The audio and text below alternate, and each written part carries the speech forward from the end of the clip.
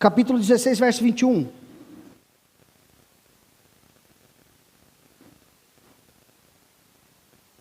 Vou botar um fundinho aqui, se vocês estiver muito alto, vocês me avisam.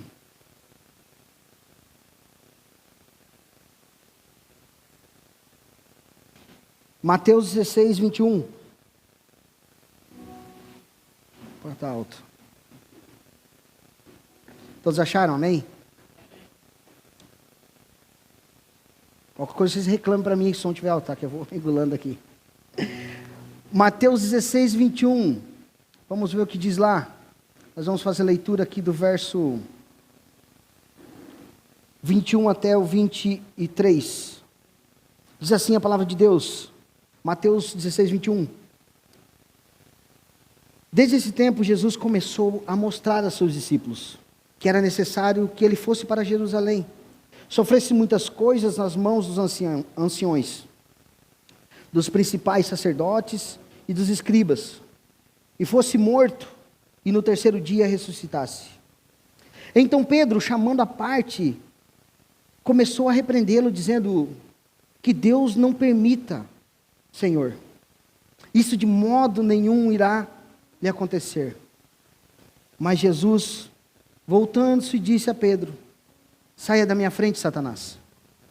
Você é para mim uma pedra de tropeço, porque não leva em consideração as coisas de Deus, e sim as dos homens. Curve sua cabeça, vamos orar. Senhor Deus e Pai, nós te louvamos, Senhor Deus, mais uma vez essa noite, Pai. Nós te glorificamos e te agradecemos, Senhor Deus, por esse rico momento, essa oportunidade de poder ouvir mais uma vez a Tua santa palavra, Senhor. Senhor Deus, que nós possamos mais uma vez ser esclarecidos e que o Teu Espírito Santo traga entendimento para nós, Senhor Deus, e boas aplicações dessa palavra em nossa vida, Pai. Senhor Deus, corrige os nossos caminhos, porque sabemos que quando somos corrigidos, Senhor Deus, é porque o Senhor nos ama.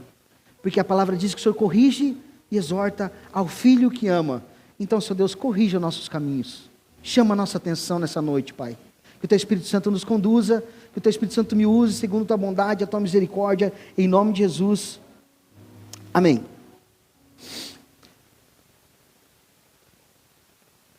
Deixa eu baixar mais um pouquinho. Está muito alto aí, meus irmãos, não, né? Tá bom?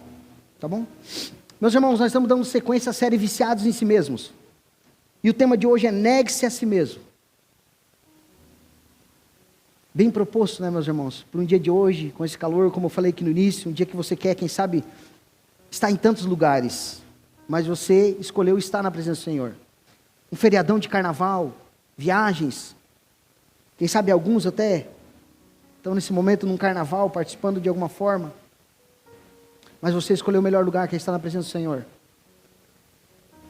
Alguns anos, meus irmãos, eu quero contar primeiro uma história aqui para vocês entenderem um pouco do contexto. Alguns anos, um jovem empresário, como exemplo, eu quero contar para os irmãos, bem-sucedido, respeitado, foi convidado para frequentar uma igreja cristã. E ele agora, então, ele começa a frequentar, mas ele era um cara que ele tinha tudo, como eu falei, ele é bem-sucedido. Ele tinha tudo que muitos desejavam, um bom emprego, estabilidade financeira, uma vida confortável. Estava bem.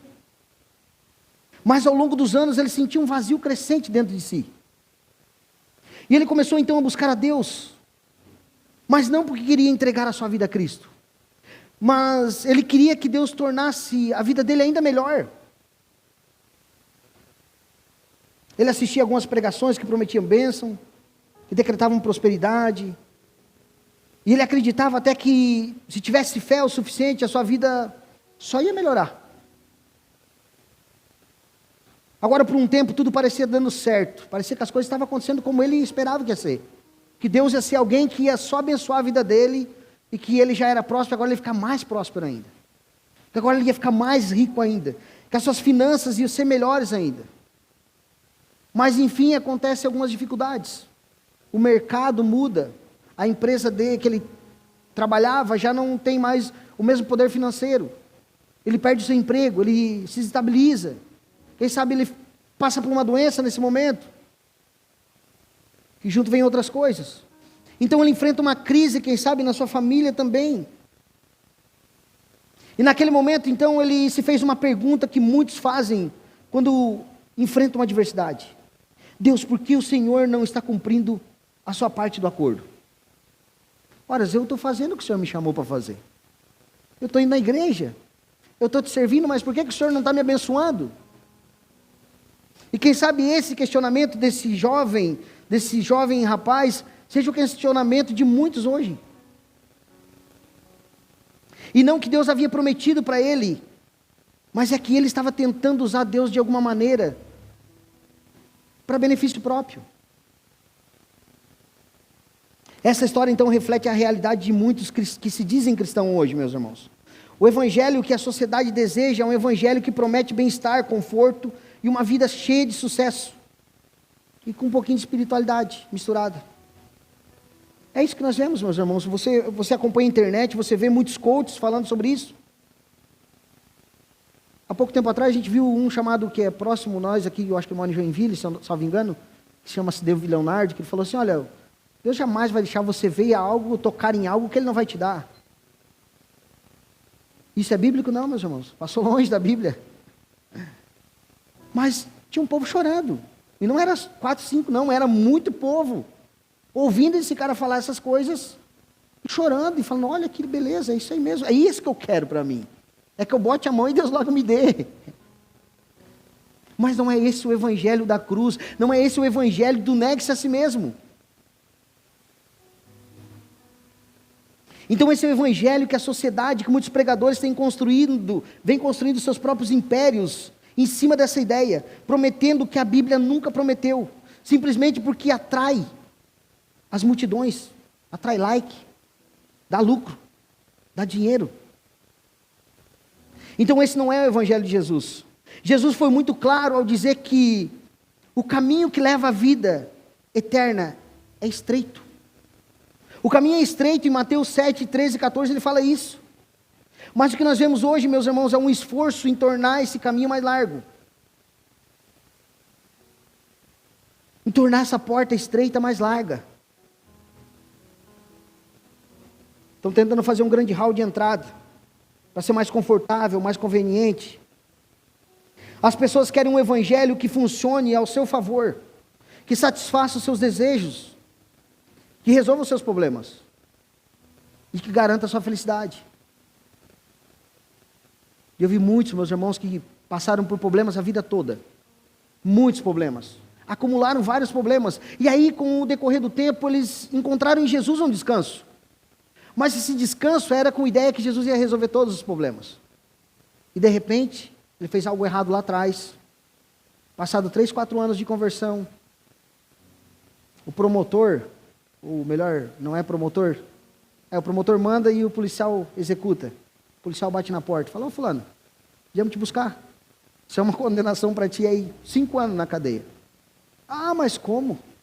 Eu sou servo do Senhor, faz 3 anos já que eu entreguei a vida para o Senhor, e agora foi acontecer isso aí. Deus, onde é que tu está? Que Deus, Deus, eu não pode deixar isso acontecer, isso, eu sou um servo seu. Consequência do erro do passado vai vir. A palavra diz que tudo que o homem planta, ele vai colher. Então não tem, meus irmãos, a plantação a gente escolhe. Costumo dizer que a plantação a gente escolhe que vai plantar. Mas a colheita tu não tem como escolher, não tem como plantar limão e querer colher laranja. Ela, não, mas eu queria uma laranja. Tu plantou limão, é limão. As consequências, mas as pessoas esperam um Deus que resolva todos os seus problemas, que garanta a sua felicidade. No entanto, então, o verdadeiro chamado de Jesus não é para que tenhamos uma vida melhor agora, mas para que morramos para nós mesmos e vivamos para Ele. Desde cedo nós aprendemos, querendo ou não, meus irmãos, a correr atrás do que nos faz feliz, a evitar o sofrimento a qualquer custo. Desde criança isso é nos ensinado. E nós, muitas vezes, ensinamos para os nossos filhos. Quem é o pai que não levou o filho no médico, o médico falou assim, ó pai, eu acho que o tratamento do teu filho aí vai ter que dar 2 injeções. E o que tu fala para o médico? Doutor, não tem como dar uns 2 comprimidos? Não tem comprimido isso aí? Tu não quer ver teu filho chorar. Tu não quer ver teu filho sofrer. E se você pudesse, você passaria na farmácia e comprava uma cartela de comprimido. Se você passar na farmácia, tá, mas não tem um outro tratamento para nós fazer, não. Que chora, tadinho, vai chorar. Vai espernear. E quem vai segurar essa criança? E eu vou segurar, você vai segurar.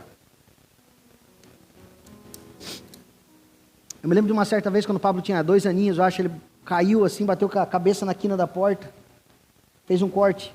E eu levei ele na enfermaria, eles falaram, vai ter que fazer ponto, pai. Aí o médico chamou 5 enfermeiras para a sala. Eu falei, meu Deus, o que aconteceu? Aí ele falou, pai, eu vou pedir para te sair, porque daí nós... Porque assim, eu já trabalhei no Hospital Santa Catarina, eu sei como é que é. Quando o pai está junto, a mãe, é terrível. As crianças se batem demais, eles falam cochichando, né? É complicado.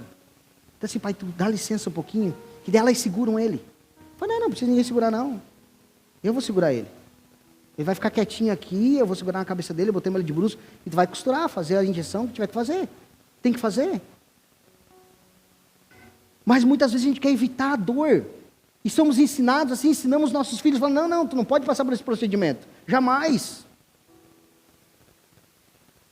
Mas esse não é o evangelho que o Senhor nos ensina. Ele fala que nós vamos ter aflição, que nós vamos ter dificuldade, você vai enfrentar dificuldades. Essa é a realidade da vida. Agora eu te digo uma coisa, você prefere enfrentar a dificuldade com Jesus ou sem Jesus? Eu prefiro enfrentar com Ele. Eu prefiro enfrentar a dificuldade com Jesus, meus irmãos, porque estando com Ele, a vitória é garantida. Ainda que você parta dessa terra hoje, meus irmãos, estando em Cristo Jesus, é vitória. Por isso que Paulo disse, o morrer para mim é lucro. Mas se eu precisar viver, eu vou viver por causa de vocês, para Cristo.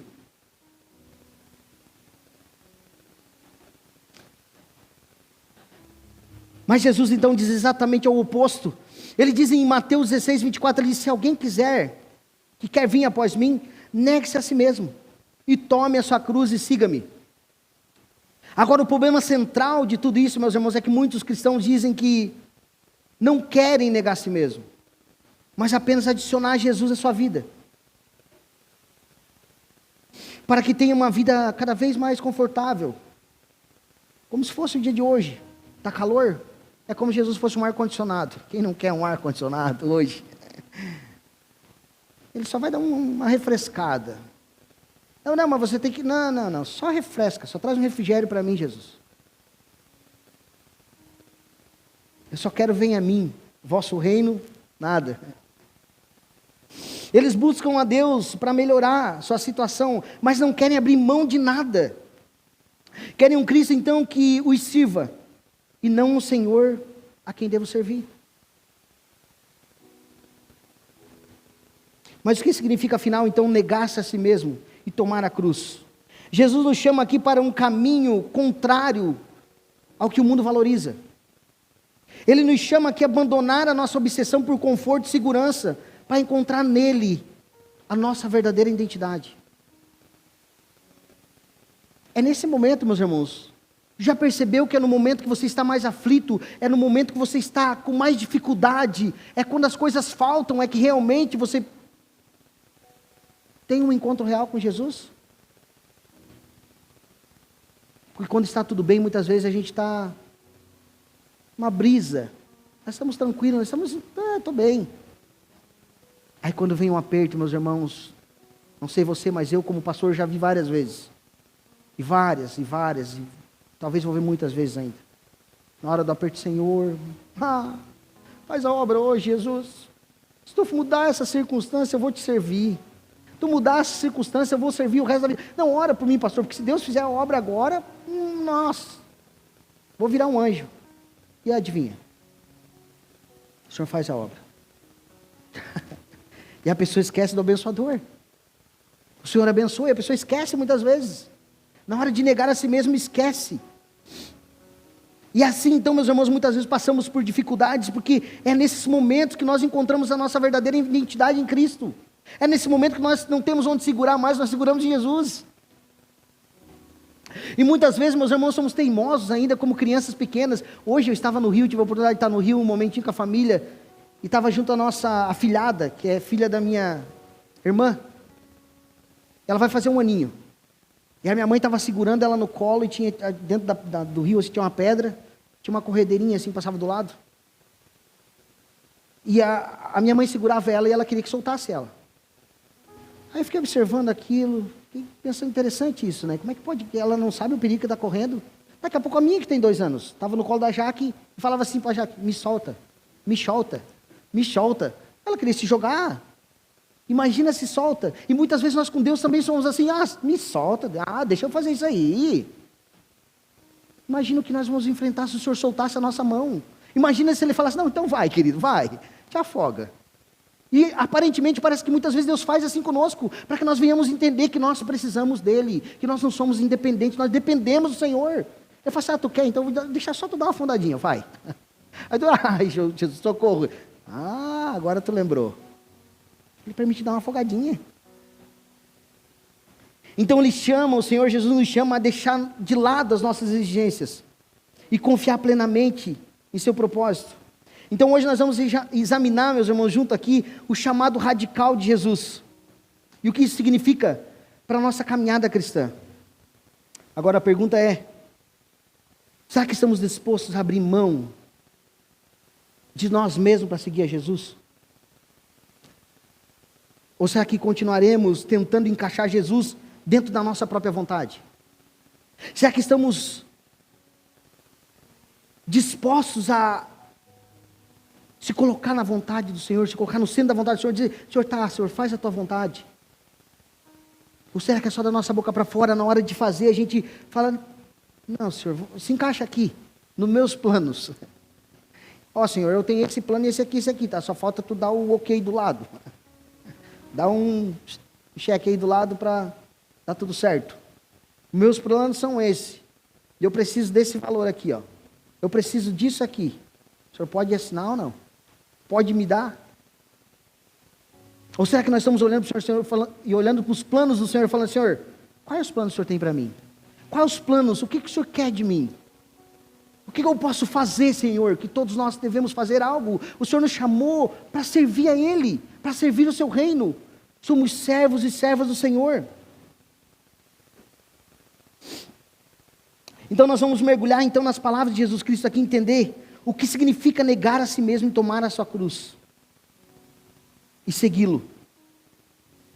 A ideia central aqui, meus irmãos, é a vida centrada em si mesmo é um caminho largo, mas o caminho de Cristo é estreito e conduz à vida eterna. E o primeiro ponto a gente leu aqui no início, Mateus 16, 21, nós vamos falar sobre o escândalo da cruz. Jesus havia aqui acabado de elogiar Pedro. Acabou de elogiar Pedro por sua confissão de fé. Pedro disse, tu és o Cristo, o Filho do Deus vivo. Mateus 16, 16. Ele havia acabado de falar isso. E para você refrescar a tua memória, esse é o momento a qual Jesus está pregando, falando que Ele é o pão vivo que desceu do céu. E quem quiser ter parte com o Pai, precisa se alimentar desse pão. Eu sou o pão vivo. E a palavra diz que muitos daqueles que estavam ali, de seus discípulos, o abandonaram. Mas os apóstolos ficaram com Ele. Os 12 ficaram ali. Aí eles falaram, duras são essas palavras, dura esse discurso, quem poderá suportar? E foram embora, mas de repente os discípulos ficaram e Jesus falou, e vocês não vão? E Pedro falou isso, falou, não. O Senhor é o Filho do Deus vivo. Tu és o Senhor. Uma confissão de fé, um reconhecimento, falando, não, Senhor, não tem para onde nós ir, o Senhor é o Deus vivo, o Filho do Deus vivo.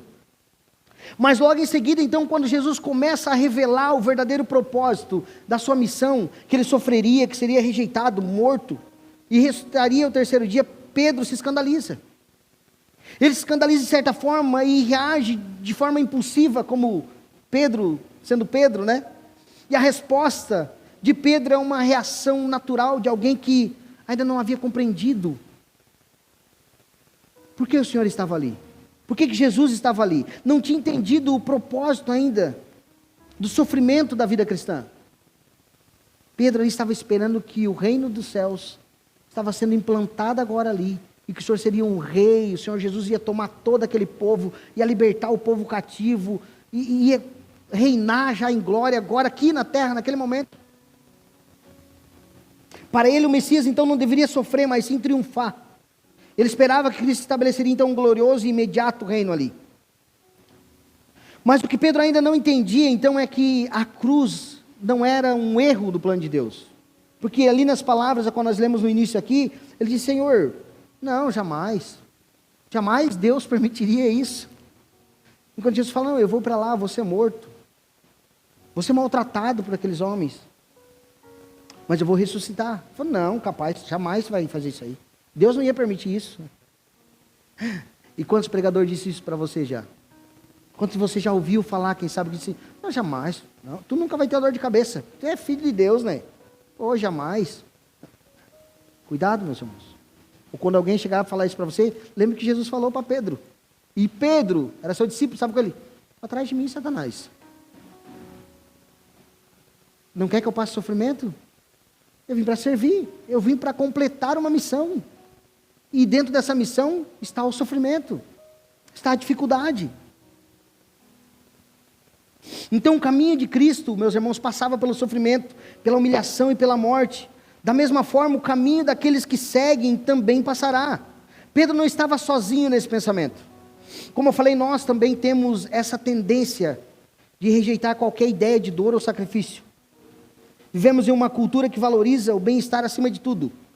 O importante é tu ser feliz. O que importa é tu ser feliz. Se tu tá... Não. Tá com a unha encravada é porque tu não tem fé. Se tivesse fé, tua unha não encravava. Até o ser humano. Tem unha? Tem, de glória a Deus que tem unha ainda. Tem gente que nem a unha tem.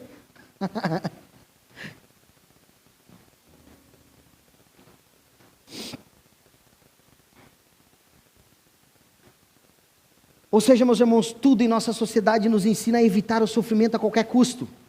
Se algo nos faz sentir desconfortável, simplesmente desistimos. Se um relacionamento se torna difícil, abandonamos. Se o trabalho não nos satisfaz, buscamos outro. Se não gostamos do que o pastor falou, mudamos de igreja. Se Deus não age conforme a nossa expectativa, nos revoltamos contra Ele e mudamos de religião. É isso que o mundo lá fora contaminou a igreja. E vem contaminando. O problema é que esse pensamento também tem contaminado, então, o cristianismo. Hoje muitos acreditam que Deus existe para garantir uma vida confortável e livre de problemas aqui. Pastores prometem, como a gente disse no início, prosperidade, cura, solução rápida para qualquer adversidade. Basta ter fé. Segundo eles, dizem, basta ter fé. É porque tu não tem fé, por isso que tu não tem 1 milhão na conta. É que tu não tem fé, por isso que tu está comendo picanha. Tem que ter fé, tem que comer picanha todo dia. Tá fácil para comer ovo, né, irmãos? Que dirá picanha. A cruz, então, se tornou um detalhe inconveniente para que poucos querem ouvir. Mas Jesus nunca prometeu uma vida fácil, Ele prometeu uma cruz. O escritor a qual nós vemos com essa série agora de Viciados em Si Mesmo, Larry Crabb, ele descreve essa mentalidade da seguinte forma: queremos um Deus que nos faça sentir bem, mas Deus está mais interessado em nos transformar.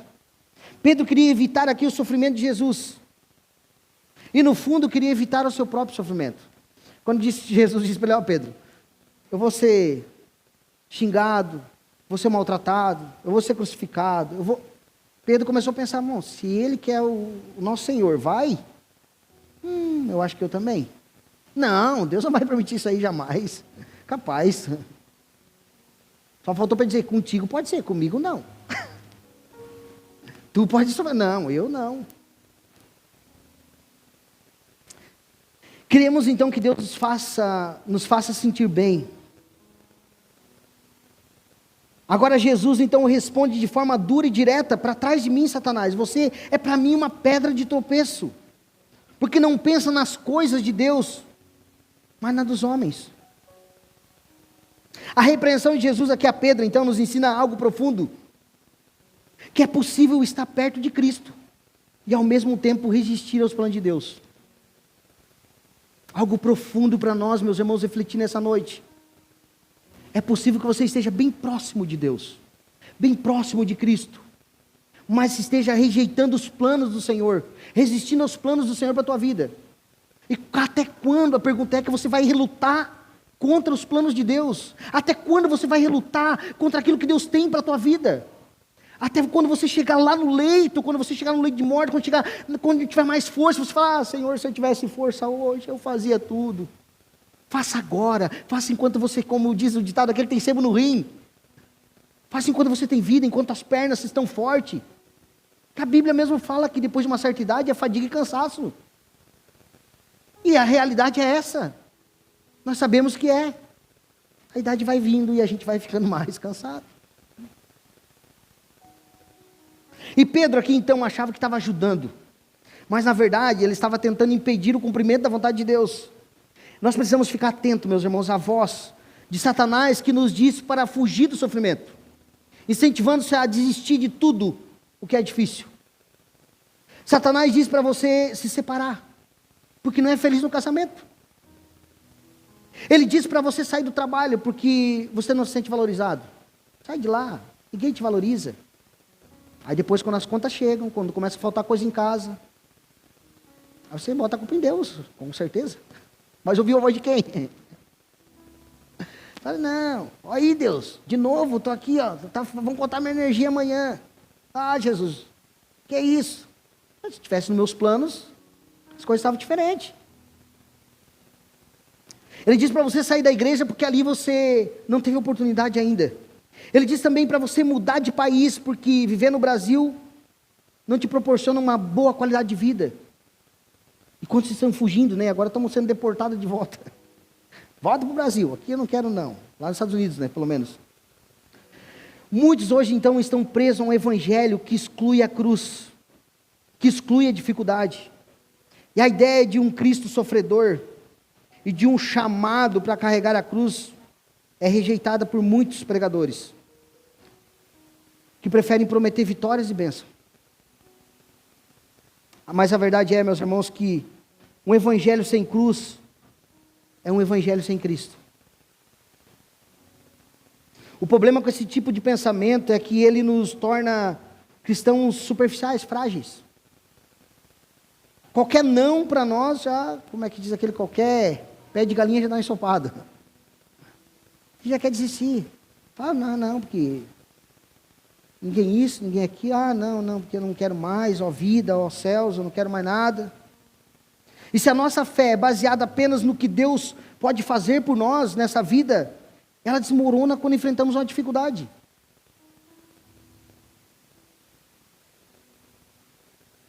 E Paulo nos lembra disso em Filipenses 3,10, ele diz: o que eu quero é conhecer Cristo e o poder da sua ressurreição, tomar parte nos seus sofrimentos e me tornar como Ele na sua morte, para que de algum modo alcançar a ressurreição dentre os mortos. O verdadeiro discípulo de Cristo não apenas aceita a cruz, mas abraça a cruz. Porque sabe que é nela que encontramos a vida, a transformação e o verdadeiro propósito de existência. É nela que nós encontramos a existência, o propósito da existência cristã. O choque de Pedro aqui diante da cruz nos revela uma verdade desconfortável. O choque de Pedro aqui então é algo que mostra para nós que nós queremos seguir a Cristo, mas sem carregar uma cruz. Queremos bênção sem renúncia. Queremos um relacionamento com Deus sem sacrifício. Queremos um evangelho sem custo.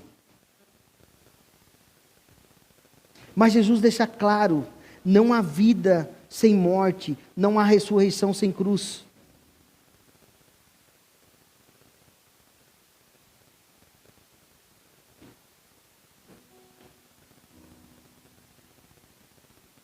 A graça, meus irmãos, sem discipulado, graça sem a cruz, graça sem Jesus, sem Cristo, vivo e encarnado, é uma graça barata. Graça sem arrependimento. O escândalo da cruz, meus irmãos, nos ensina aqui que o sofrimento faz parte da nossa caminhada cristã. Ele nos mostra que o evangelho não é sobre evitar a dor, mas sobre encontrar Cristo no meio dela. Que possamos abrir os nossos olhos para essas verdades. Que não sejamos como Pedro, resistindo ao plano de Deus. Porque ele não se encaixa no nosso desejo. Eu queria isso, mas já que não dá, então, né, Jesus, eu vou deixar de lado. Pelo contrário, que possamos aprender a confiar que os caminhos de Deus são sempre melhores para nós. Que os caminhos de Deus são sempre melhores que os nossos, mesmo quando envolve sofrimento. Mesmo quando envolve negar a si mesmo. Lá no trabalho, no relacionamento, no casamento, no relacionamento entre irmãos, em todos os relacionamentos. Porque no fim, então, meus irmãos, é na cruz que nós encontramos a verdadeira vida. Segundo ponto aqui, meus irmãos, para o discípulo de Jesus, a cruz não é opcional. Mateus 16, ainda 24. Vamos ler junto? Diz assim a palavra de Deus: então Jesus disse aos seus discípulos: se alguém quer vir após mim, negue-se a si mesmo. Tome sua cruz e siga-me. Pois quem quiser salvar a sua vida, a perderá. E quem perder a vida por minha causa, esse a achará. Depois de repreender Pedro, então, por resistir ao plano divino, Jesus volta-se a seus discípulos agora e faz esse chamado. Faz um chamado que é ao mesmo tempo radical e negociável, não tem negociação. Essa é uma das declarações mais desafiadoras de Jesus. Em poucas palavras, ele aqui destrói a ideia de um cristianismo confortável e sem renúncia. Em poucas palavras, segui-lo aqui não é apenas uma questão de crença, mas de entrega. O discipulado exige então uma decisão diária, de negar-se a si mesmo e carregar a sua cruz e seguir a Cristo.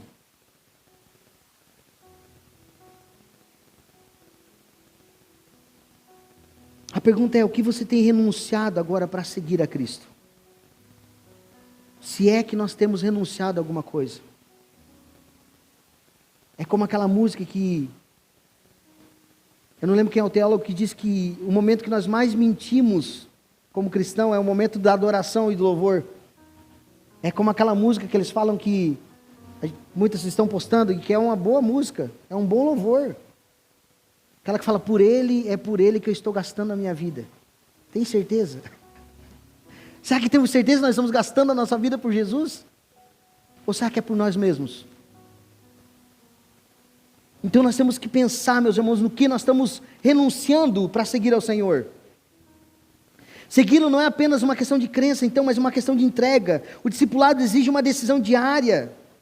Negar a si mesmo não significa apenas abrir mão de algo ou de um desejo pessoal. É muito mais profundo que isso.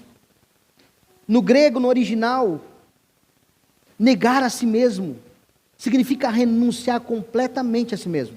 Rejeitar a própria vontade, submeter a nossa vontade inteiramente ao Senhor. É difícil, meus irmãos? É. Por isso que ele chamou a atenção dos seus discípulos, por isso que chama a nossa atenção.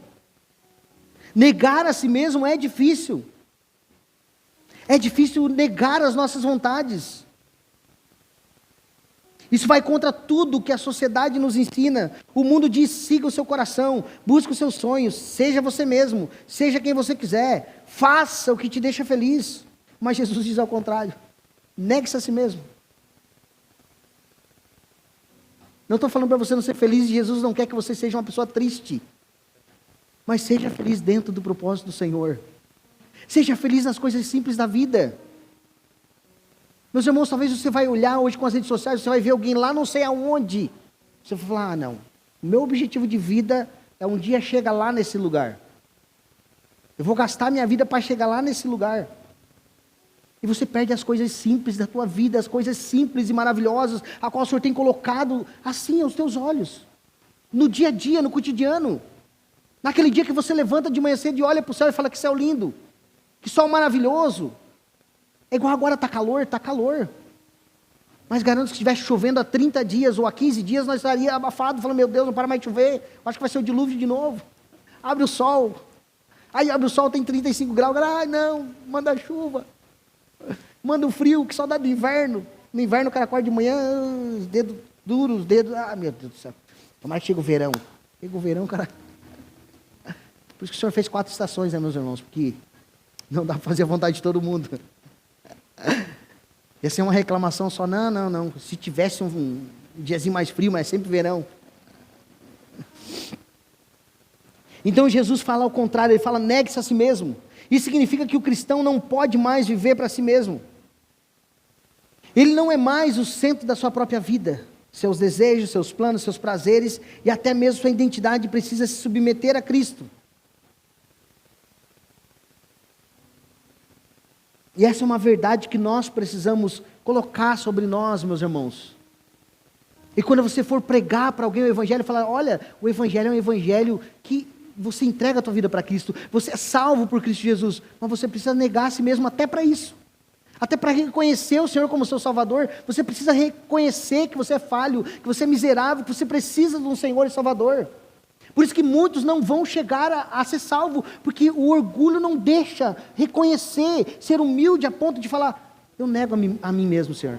Eu sei que eu não sou ninguém, que eu sou pó, como disse Jó, eu sou pó, eu não sou nada.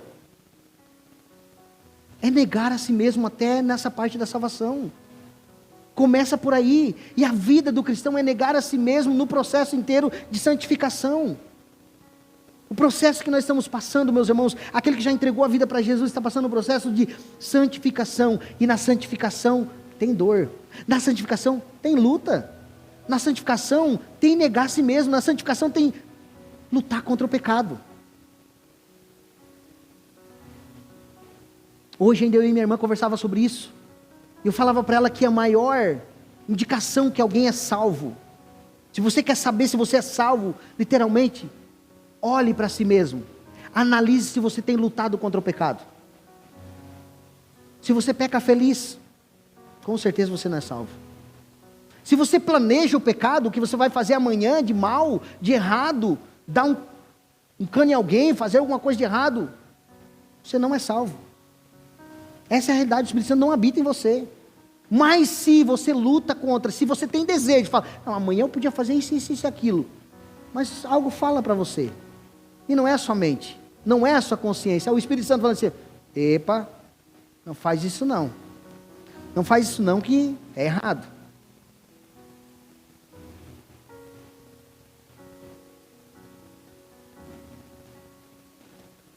Não faz isso não que é errado. É o Espírito Santo que está dentro de você. E você luta contra esse desejo, você luta contra o pecado. Isso é um sinal que verdadeiramente você é salvo.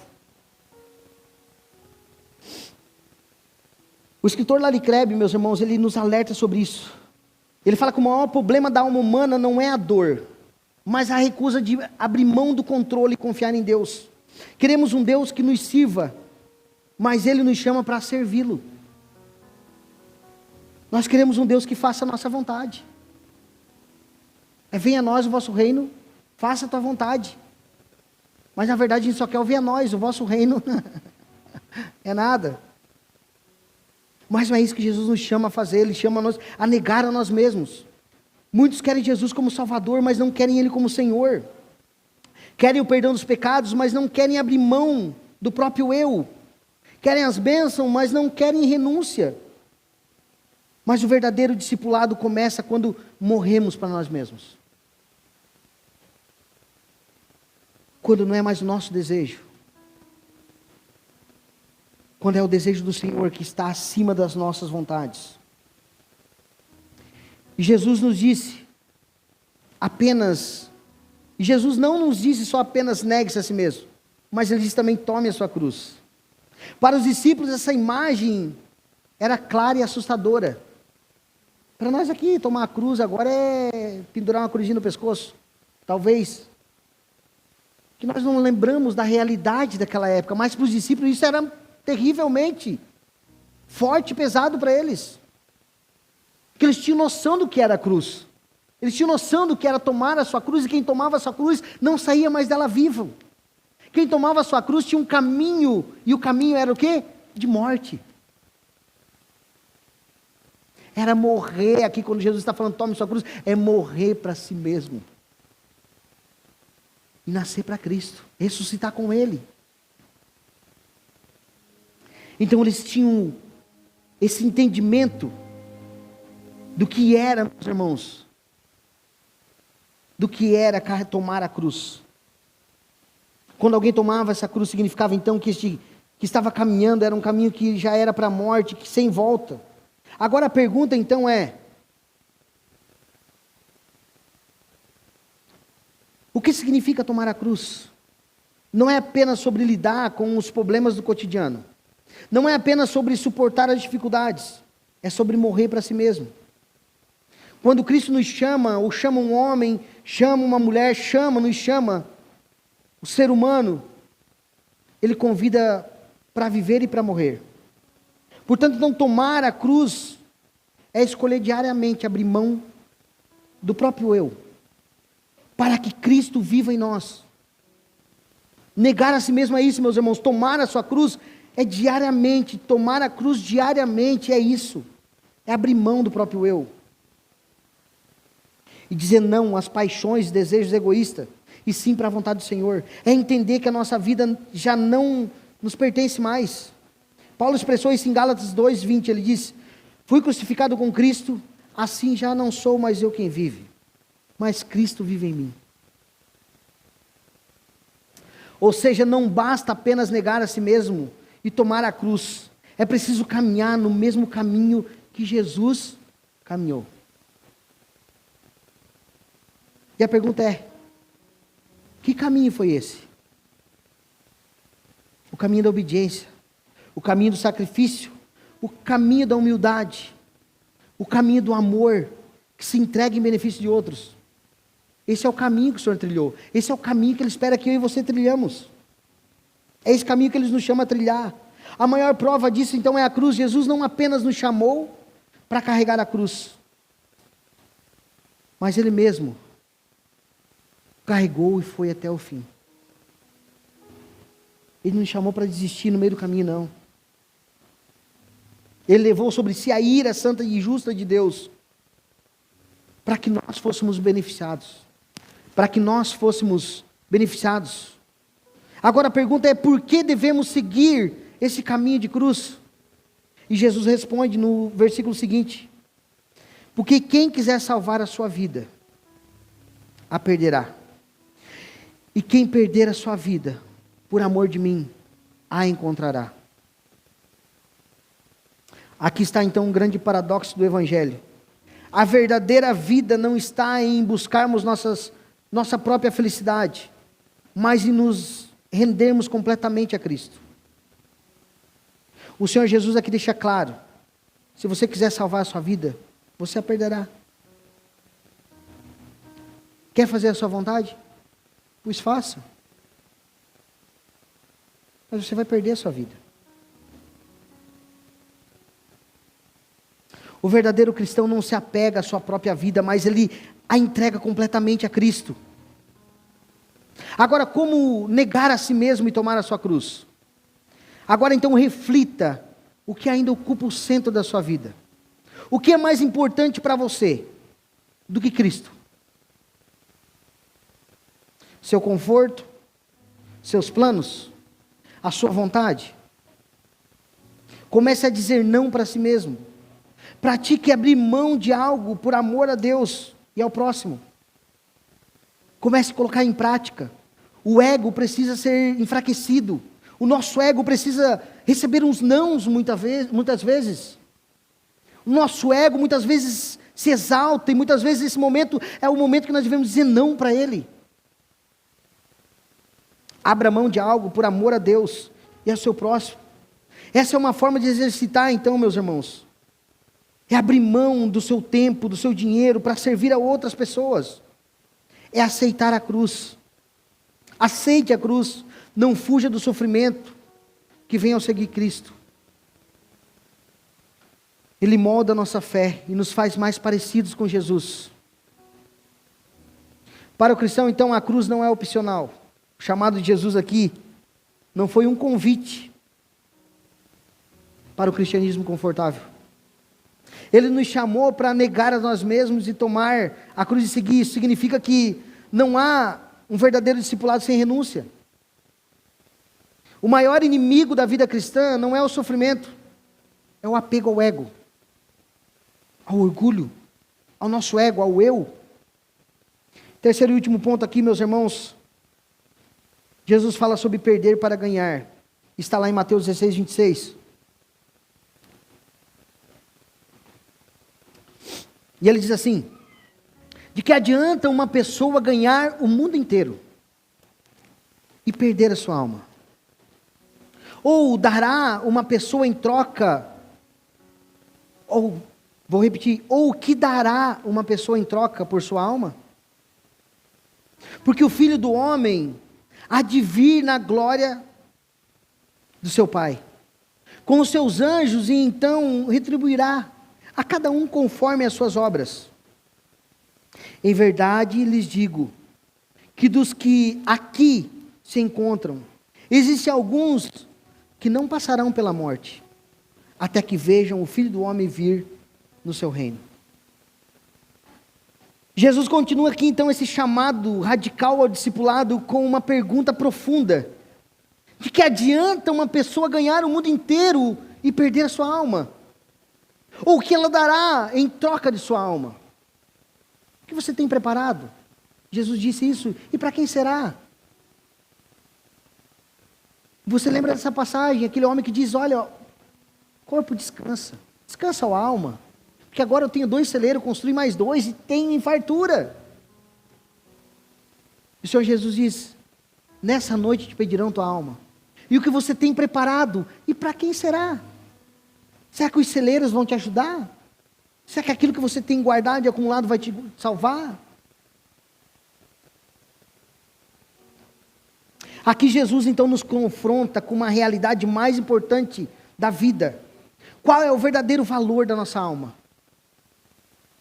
Ele nos obriga aqui então a refletir sobre onde estamos investindo as nossas vidas. O que realmente estamos buscando? O problema é que muitos vivem como se esta vida fosse tudo que existe. É aqui, depois que acabou. Morreu aqui, acabou. Que bom se fosse assim. Que bom se você fechar seus olhos aqui e seus problemas acabaram. Que bom que aquela falsa ideia ou mentira, melhor assim dizendo, que as pessoas falam: ah, o fulano descansou. Quem disse para você que descansou? Descansou se estava em Jesus, descansou se realmente ele quebrou o seu ego, o seu orgulho, entregou a vida para Jesus e reconheceu como seu Salvador. Senão os seus problemas não acabaram, os seus problemas começaram. Os problemas aqui são os menores. Os problemas vão só começar na eternidade. Uma eternidade sem Cristo, meus irmãos, não tem comparação com uma vida aqui passageira, rápida. Imagine a eternidade sem Cristo.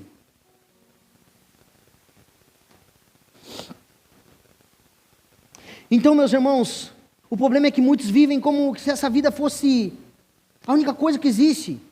E por causa disso estão vendendo a sua alma por um punhado de prazeres passageiros. E Jesus sabia que a maior tentação da humanidade era trocar o eterno pelo temporário. Era trocar aquilo que é eterno pelo passageiro. E essa é a essência do pecado: querer agora o que só Deus pode nos dar plenamente depois.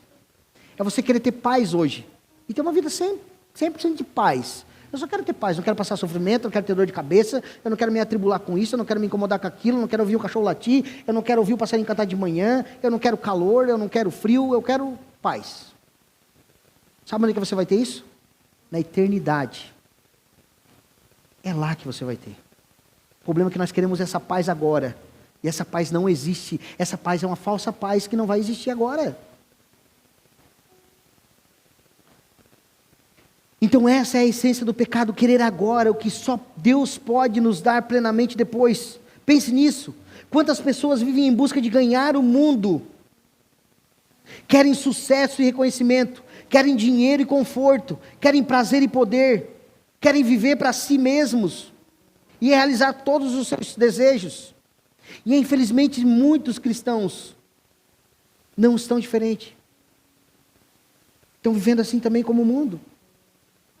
O evangelho pregado hoje muitas vezes reforça essa mentalidade, dizendo que Deus, Existe para nos dar uma vida próspera e confortável agora.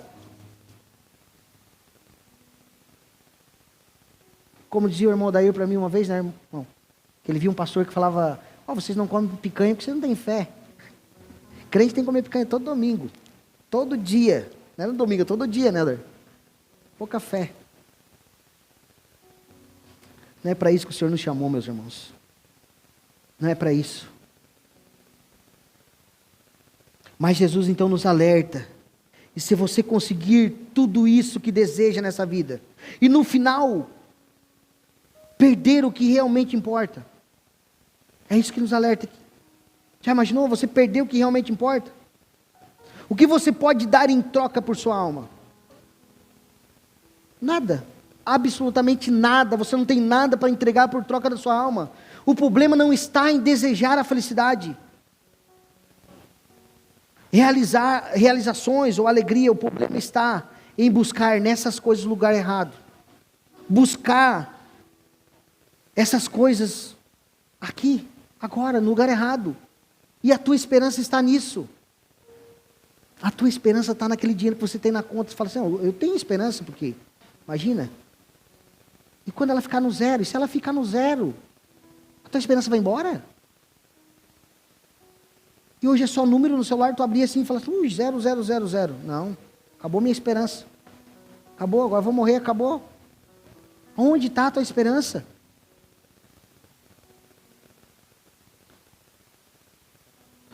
O ensino de Jesus sempre seguiu uma lógica que contraria o nosso instinto natural.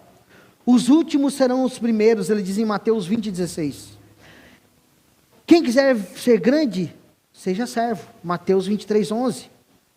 Para viver, primeiro é preciso morrer. João 12:24. Para ganhar, primeiro é preciso perder.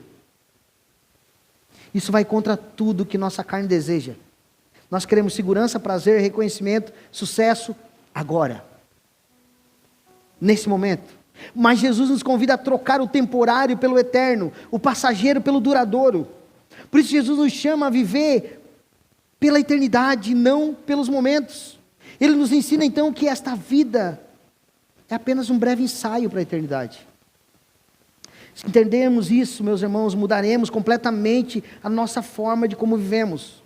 Se o mundo nos ensina a buscar conforto agora, o Evangelho nos ensina a investir na eternidade. Mas como fazer isso? A pergunta é: pare de viver apenas para esta vida. Seus planos, seus sonhos, suas metas. Seus planos e seus sonhos estão focados no reino de Deus?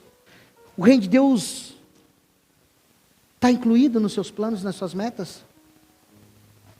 Você está usando Jesus de uma forma para, quando você tiver essas coisas, você fala: Jesus, agora você está fora dos meus planos. Até aqui me ajudou o Senhor, agora deixa que daqui eu vou sozinho. Reavalie então suas prioridades. Você investe seus recursos em coisas eternas ou passageiras? Aprenda a abrir mão e perder agora em algum momento, em alguma coisa.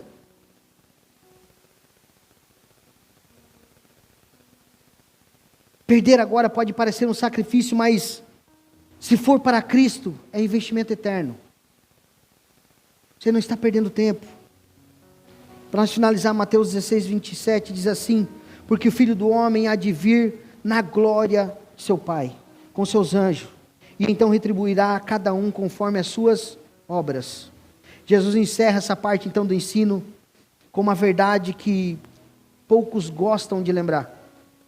Isso significa então que tudo o que fazemos nessa vida tem consequência eterna.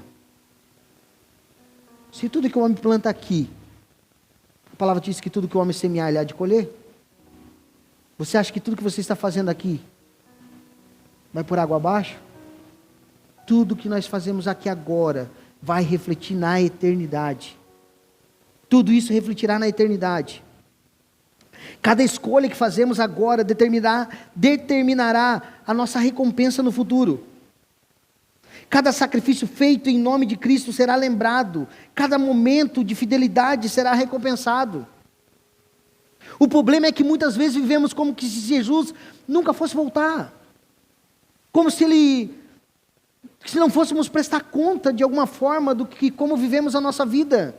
Essa vida maravilhosa que Ele nos deu, graça, nos deu força, nos deu sabedoria, nos deu dons e talentos para a edificação da sua igreja, para o avanço do seu reino. E quem sabe você está aí parado, guardado ainda, e você vai prestar conta um dia. Ele vai voltar para você. Talvez você fale assim, mas desde a época da minha bisavó fala que Jesus vai voltar. Desde a época não sei de quem já fala que Jesus já estava voltando. Mas ele já voltou para várias pessoas. Ele pode voltar para mim, para você amanhã. Porque a partir do momento que nós fechamos nossos olhos, aqui acabou. Jesus já voltou para você.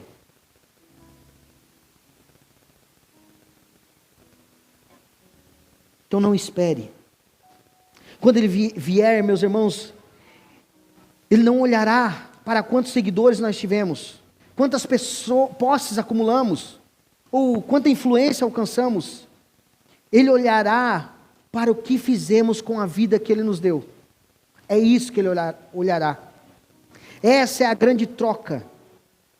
Quem perder a vida por Cristo agora, será recompensado na eternidade.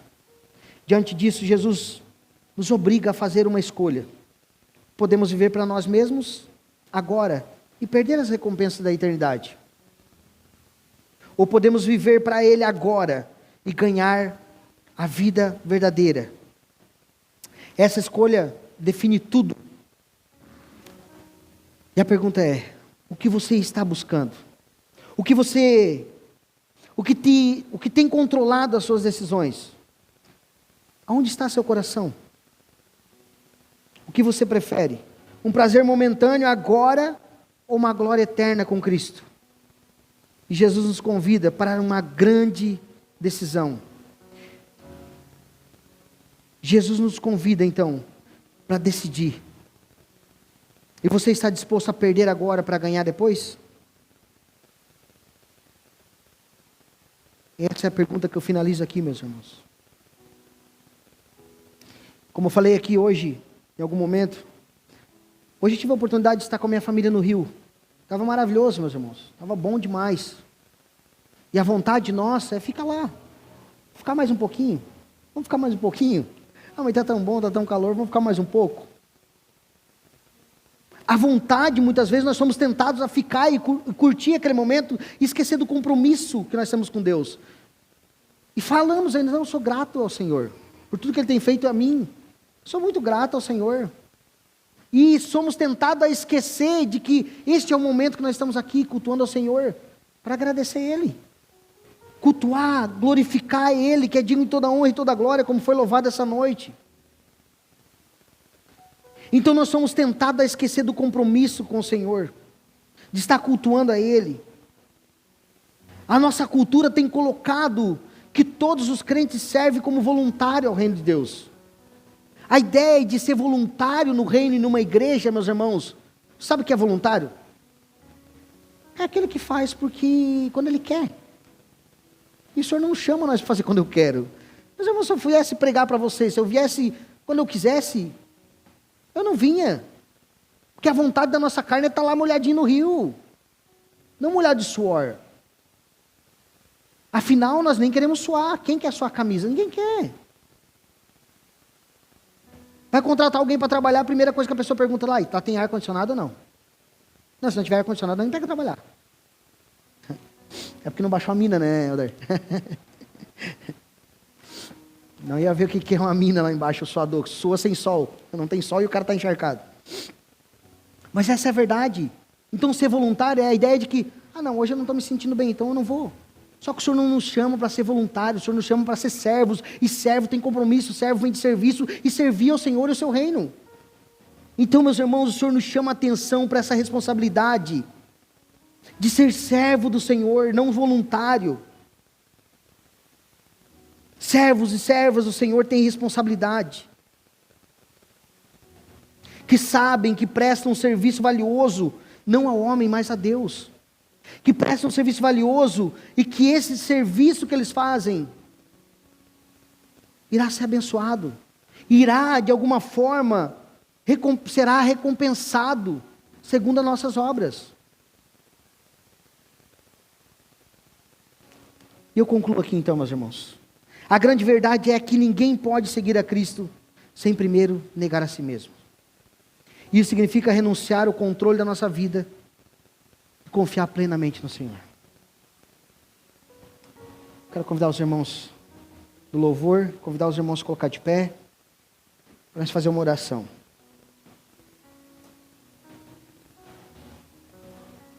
Parece difícil, meus irmãos? Sim, é. Carregar a cruz nunca foi fácil. Se Jesus, sendo Jesus, olhou para aquela situação que ele ia passar, e a palavra diz que ele vai e ora, fala: Pai, se possível for,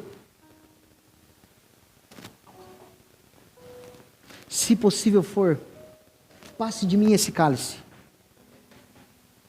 mas se não for, faça a tua vontade. Imagina nós, meus irmãos, olhando para a cruz, nós sabemos que não é fácil, mas ainda assim ela é o único caminho para a verdadeira vida. Por isso vale a pena o sacrifício momentâneo para uma vida eterna, para uma recompensa eterna. Então, meus irmãos, examine a sua vida, identifique aonde você ainda está vivendo para si mesmo. Pergunte-se: será que estou negando a mim mesmo? Estou vivendo para Cristo? Faça uma lista de áreas onde você precisa entregar a sua vida. Faça uma lista de coisas que você precisa mudar, de coisas que você precisa agora voltar a fazer que você deixou de fazer. Cultive essa mentalidade de eternidade. Eu não estou fazendo para o homem, eu não estou fazendo para ninguém, eu estou fazendo para agradar ao Senhor. É para Ele, por Ele que eu estou vivendo e realmente gastando a minha vida.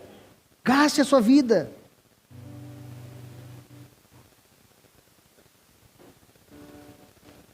Quero te convidar a orar. Curve sua cabeça.